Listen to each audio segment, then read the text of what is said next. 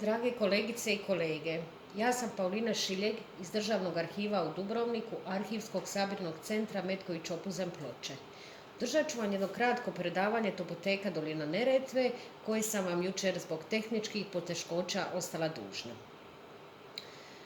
Ovim izlaganjem želja nam je da sudjelujemo u danima Ikarusa i da podržimo općenito inicijative vezane za topoteke, jer smatramo da je to jedna odlična priča za lokalnu zajednicu. Naša topoteka nastaje nakon što smo sudjelovali u 3. danima Ikarusa u Hrvatskoj, u Vukovaru, i vidjeli topoteku općine Starigrad, odnosno predavanje vezano za tu topoteku, što nam je bila inspiracija da bi i mi u Metkoviću, našem sabirnom centru, mogli napraviti nešto slično sa našom lokalnom zajednicom. Podršku su nam pružili Hrvatski državni arhiv kroz projekt i Ikarus Hrvatska. I ovim putem posebno zahvaljujem Ladislavu Dobrici i Vlatki Lemić koji su tu bili od samog početka na raspolaganju za sva pitanja, sve poteškoće koje su se javljale u samom početku i pomogli nam da što prije krenemo raditi u programu i što lakše dođemo do partnera. Razmjenjivali smo ideje s njima, sa drugim topotekarima, tako da smo dosta jednostavno ušli u taj projekt i uspjeli ga osnažiti da zaživi u lokalnoj zajednici.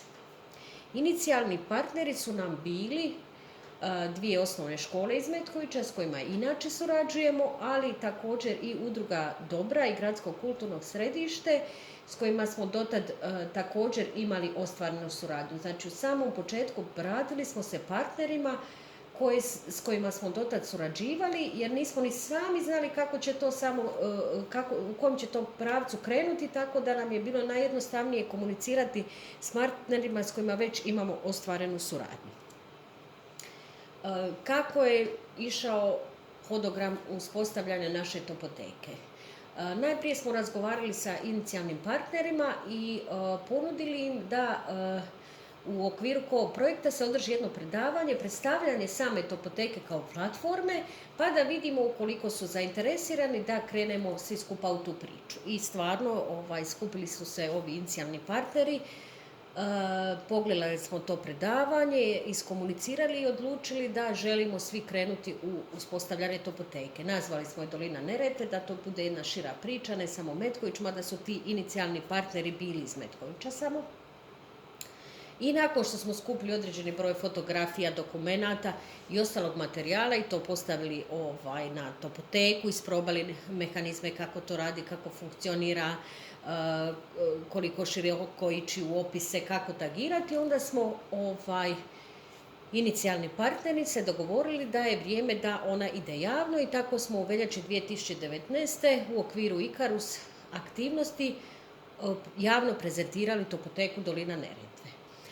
Odmah su se javili zainteresirani. Prvi nam se javio KUD koji te godine obilježavao 25. godišnjicu svoje smotre folklora na Neretvu Misečina pala i s njima smo ostvarili suradnju da smo obilježili svih tih 25 godina na način da smo unijeli fotografije, programe svih tih smotri, tako da KUD ima pod tagom KUD na topoteci već jednu bogatu zbirku svojih dokumenata. Nakon toga je bio Međunarodni dan arhiva u lipnju, tema je bila bicikl, pa smo se onda odlučili također na taj način povezati topoteku i Međunarodni dan arhiva, pa smo pozvali građane da nam se jave sa fotografijama biciklista, bicikla kroz povijest Doline Neretve, pa smo skupili jednu lijepu zbirku od 100 fotografija koje smo onda postavili na topoteku i prezentirali građanima i to je bio povod za jedno lijepo druženje tu kod nas u arhivu. Zatim smo se javili na 15. neretvanske znanstvene, kulturne i književne susrete, s njima ostvarili suradnju, tako da sve aktivnosti u Pločama, Metkoviću, Opuzenu koje su te godine bile na susretima smo popratili predavanjem o topoteci. Također 2020. godine opet povodom Međunarodnog dana arhiva smo postavili jednu virtualnu izložbu koju smo pripremili da bude realna, ali nažalost zbog poznatih okolnosti koronavirusa nismo uspjeli, ali onda smo je postavili na topoteku koja se opet pokazala kao idealan alat za komunikaciju s građanima i za prezentiranje onoga što naš sabirni centar radi. Sad nekoliko detalja tehničkih o radu u programu. Rad u programu je user friendly, vrlo jednostavan. Mi radimo na način da skreniramo i fotografije i dokumente na 300 dpi-a, što je sasvim dovoljno. Često formiramo i galerije, jer da ne bi zatrpavali istim sadržajem topoteku i onda preko tagova dolazili, malo se tu zapličemo, onda unesemo sve u jednu galeriju, tako da određena priča, skupina fotografija bude na jednom mjestu. Zatim pazimo na to da bude što precizniji unos vremena kako bi se vremenska lenta mogla formirati i kako bi na taj način korisnik mogao, koji je za određeno razdoblje zainteresiran, na taj način lakše pretraživati. Također, ukoliko ikako možemo, lociramo objekt ili događaj na karti, a također i dosta tagova unosimo kako bi se poslije moglo lako pretraživati, naravno mjesto, događaja, vrsta dokumenta, osobe, izvor često stavimo i tu kad unosimo našu vlastitu građu uvijek stavimo tag Arhivskog sabirnog centra, tako da se zna da je ta građa iz našeg centra, ili akciju ako je određeni dokument ili unos vezano uz određenu akciju, kao što je bila bicikli i biciklisti iz Doline Neretve, onda stavimo i taj tag, pa se onda povuče sve kompletno, ako neko unese taj tag, kompletna građa iz te akcije. Što se tiče zaštite, tu imamo jedan obrazac koji se potpisuje da se pod CBYNCED licencom Creative Commonsa unosi gradivo i na taj način štiti.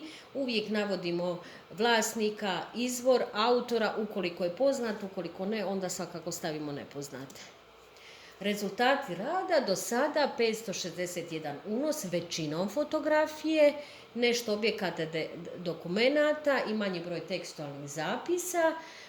Pratimo i analitiku naše topoteke, tako da smo ostvarili rekord od 250 posjetitelja u jednom danu 10. lipnja 2020. godine, to je ova izložba Robna kuća.